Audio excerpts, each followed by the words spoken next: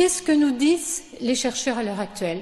Des choses qu'on sait, mais ils nous le disent beaucoup plus fortement qu'avant, que l'enfant est vraiment un être en construction et que son cerveau est beaucoup plus fragile, vulnérable, malléable et immature que tout ce qu'on pensait jusqu'à présent.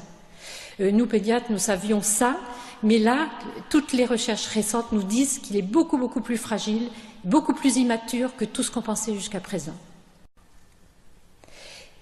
Ils nous disent une chose majeure, que l'environnement social, affectif, tout ce que va vivre l'enfant dès sa vie intra-utérine, va agir en profondeur sur le cerveau et va le modifier totalement. Et cela va agir sur son cerveau cognitif, donc ses facultés d'apprentissage, de mémoire, de réflexion, et sur son cerveau affectif. Donc toutes les expériences relationnelles modifient en permanence au plus profond le cerveau de l'enfant. Il modifie aussi le cerveau de l'adulte. Ça, c'est ce qu'on appelle la plasticité. Notre cerveau se modifie jusqu'à la fin de nos jours, mais le cerveau de l'enfant est beaucoup plus plastique, beaucoup plus malléable que l'adulte. Maintenant, qu'est-ce qui se passe dans le cerveau de l'enfant? Eh bien, des choses totalement différentes. Et pourquoi? Parce que son cerveau est totalement immature, qu'il est très fragile et très vulnérable et très malléable. Donc ça, je vous l'ai dit. Alors, le développement du cerveau, vous le savez très certainement, est sous la dépendance de deux facteurs, des facteurs génétiques, tout ce que nous transmettent nos ascendants, et environnementaux. Là, vous voyez les gènes, vous voyez en bas l'expérience avec un adulte qui prend soin de l'enfant, la nutrition, l'environnement physique, et c'est ça qu'on appelle l'épigénétique qui est entre les deux.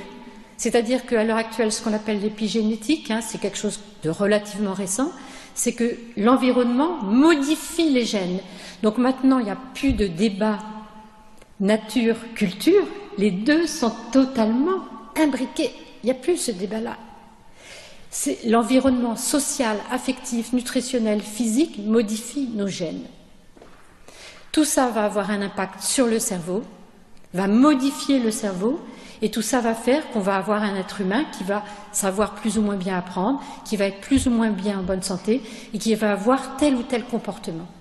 Donc, ce qui influe le développement de l'être humain, c'est la génétique et les expériences, et les deux mélangés.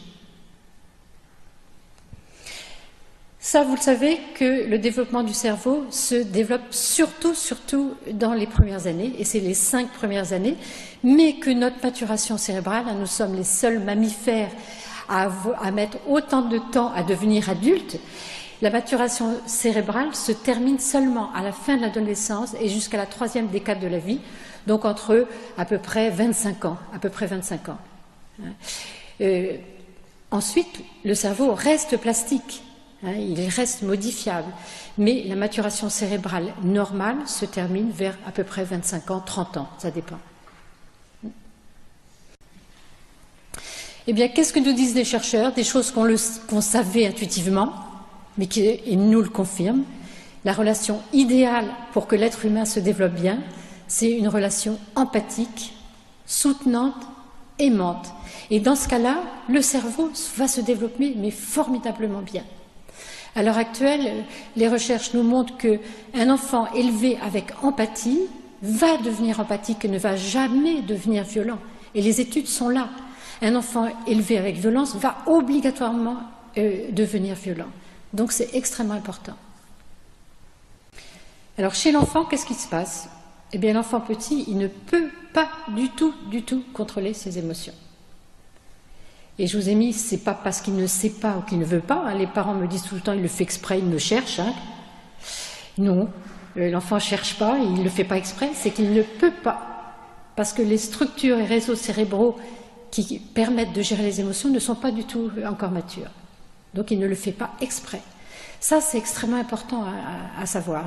Moi, quand j'ai lu ça, parce que tout ça, on le sait depuis peu, moi, je le savais intuitivement, je me disais, bah oui, les enfants font des colères, ils pleurent, ils sont ceci, cela et tout, mais je ne savais pas qu'ils ne pouvaient pas faire autrement. Donc, ce sont des connaissances scientifiques très récentes. Donc l'enfant a absolument besoin d'être rassuré, sécurisé, consolé quand il a des émotions désagréables.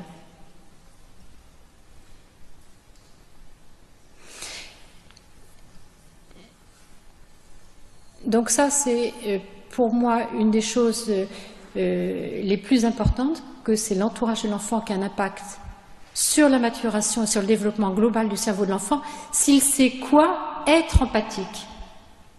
Être empathique, c'est sentir, comprendre les émotions de l'autre. C'est d'abord sentir et comprendre ses propres émotions, et c'est sentir, comprendre les émotions de l'autre. Aider l'enfant à exprimer ses émotions, et ensuite savoir l'apaiser. Donc, c'est ces trois choses que nous, adultes, qu'on soit parents, enseignants ou pédiatres, qu'on doit faire pour que les enfants se développent bien. Il faut savoir comprendre leurs émotions, les aider à exprimer leurs émotions sans aucun jugement. C'est ni bien ni mal d'être en colère ou d'avoir peur. Et savoir apaiser. Cette diapo, pour moi, elle est importante parce que c'est toute la façon d'être de l'adulte qui va faire que l'enfant va aller bien. C'est une attitude douce, chaleureuse. Le ton de la voix est très important. Le ton de la voix doit être calme, apaisant, et le regard est fondamental. Beaucoup d'enfants me disent qu'ils sont terrorisés parce que l'adulte fait les gros yeux. Et l'adulte dit, qu'est-ce que ça peut faire, je fais les gros yeux, il faut bien que je dise d'arrêter de faire des bêtises. Mais pour l'enfant, il ne peut pas réagir bien aux gros yeux. Il est terrorisé réellement. Eh bien, la même chose, les chercheurs nous montrent que des adultes compréhensifs, empathiques et aimants vont permettre au corps calleux de maturer. Et donc l'enfant progressivement va trouver des mots pour exprimer sa colère, et les mots c'est le cerveau gauche, au lieu de crier, de s'agiter ou de se rouler par terre sans s'exprimer. Donc c'est très important.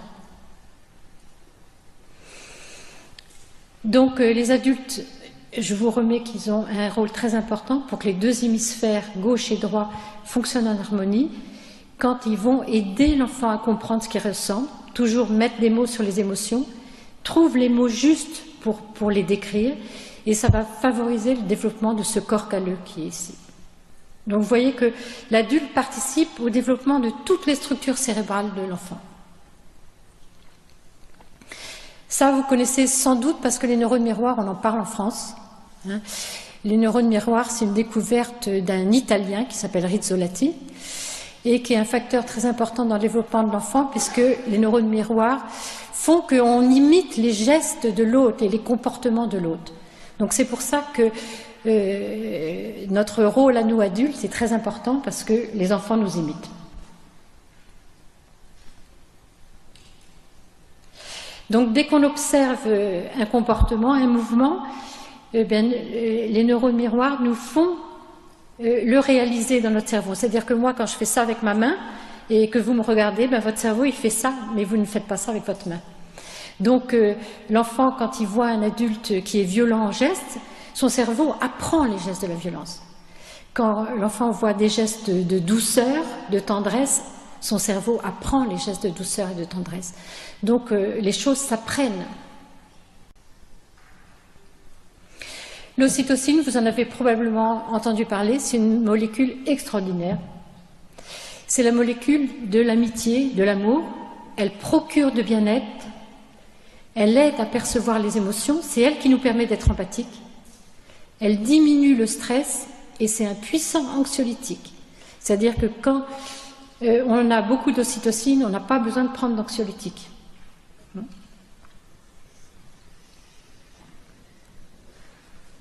L'ocytocine nous permet donc d'avoir de l'empathie, d'avoir confiance, de diminuer notre stress et de coopérer. Il y a beaucoup en ce moment de discussions sur comment faire coopérer les enfants à l'école. Eh bien, dès qu'on est bienveillant et empathique avec les enfants, on favorise la coopération entre eux par la sécrétion d'ocytocine. Dès qu'on les met en comparaison, en compétition, on inhibe la sécrétion d'ocytocine et on n'est plus capable de coopérer. Donc c'est extrêmement important. C'est la molécule de la coopération, l'ocytocine. L'ocytocine, elle va déclencher la sécrétion de plusieurs molécules. La dopamine, on va voir ce que c'est, les endorphines et la sérotonine.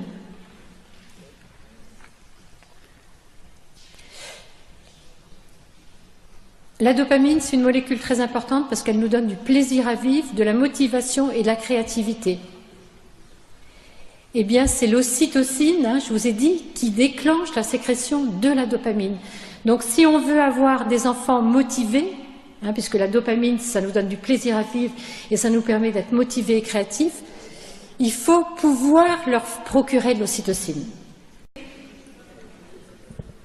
Lors de toute interaction harmonieuse, dès qu'on a un échange agréable avec quelqu'un, on sécrète de l'ocytocine.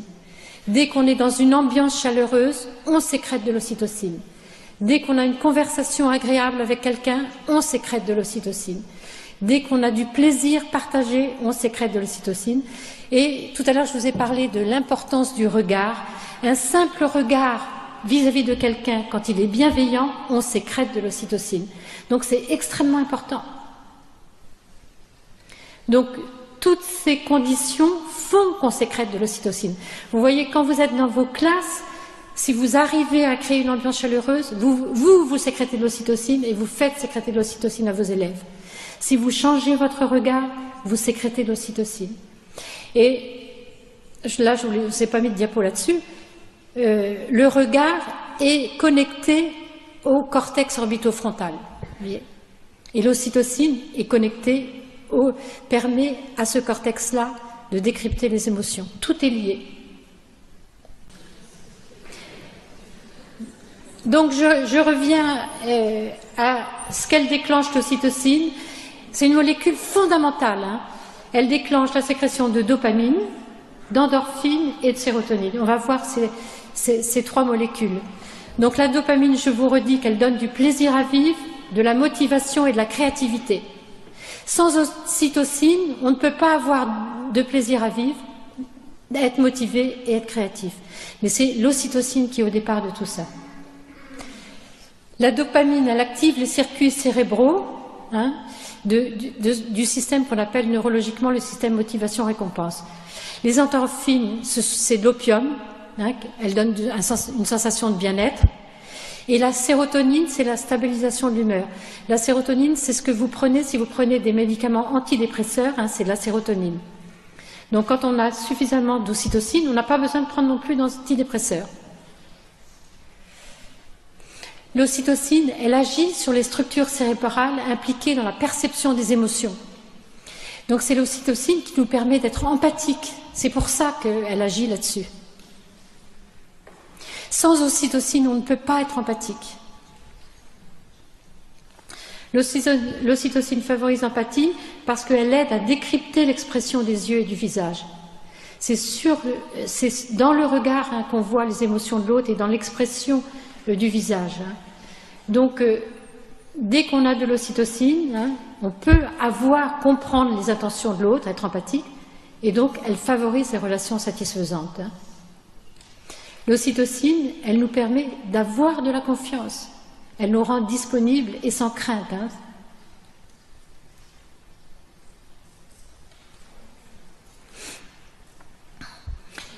Dans la relation adulte-enfant, hein, l'ocytocine, elle aide l'adulte, je vous ai dit, à percevoir les signaux émotionnels, à les interpréter correctement, parce qu'il faut savoir les interpréter correctement, et à y répondre rapidement et de façon appropriée. Ces trois choses-là, c'est ça qui permet d'avoir une vraie sécurité, hein. Un attachement sécurisé, sont ces trois choses-là. L'ocytocine diminue le stress, hein, c'est un puissant anxiolytique. Par contre, le stress, dès qu'il y a du stress, nous n'avons plus du tout d'ocytocine, ça bloque la sécrétion d'ocytocine. Donc la dopamine, donc c'est pour ça on se plaint d'avoir des enfants pas motivés, mais dès qu'on les stresse, ils ne peuvent pas être motivés. Ils ne peuvent pas se sentir bien, hein, puisqu'ils n'ont plus d'endorphine, et ils ont une humeur instable, puisqu'ils n'ont plus de sérotonine non plus. Donc vous voyez, le stress, comme c'est important de bannir le stress.